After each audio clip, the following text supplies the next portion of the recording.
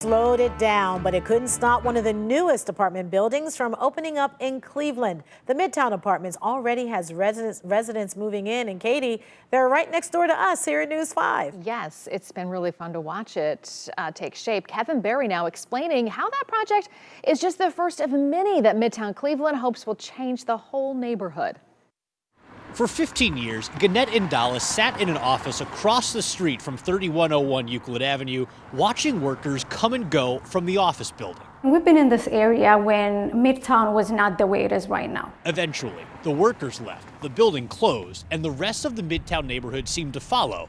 But that's changing now. We see the Midtown growing. That's why Gannett and Lemagetachow bought the old office building and drove a $24 million project to turn it into the Midtown Apartments, 90 units with a penthouse that's being finished right now.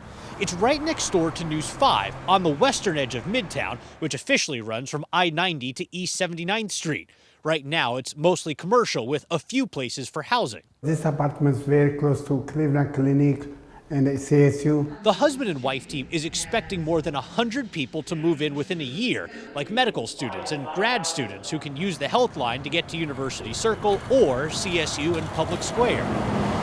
In fact, our neighborhood has very much been a pass-through for many, many years. So Joyce Wong at MidTown Cleveland says these units will allow people to live in Midtown and not just pass through. It's one of a handful of projects that will build up the population density near downtown and outside that area that's just a few blocks off Public Square. Being able to go to work where they live, but then also as we try to increase amenities, that public space and other retail amenities would be something close to them. Those retail amenities aren't here quite yet, but Wong says they'll come as more people move in, and there are already plans to make that happen.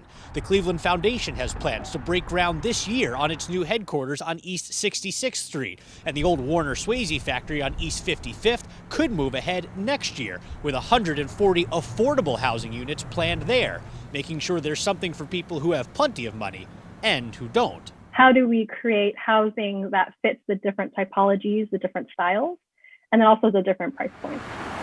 Wong says Midtown has already done a good job building up its commercial space, and projects like the Midtown Apartments can drive the residential growth. I think Midtown is going to be a place to live within the next 5 to 10 years. In Cleveland, I'm Kevin Barry, News 5.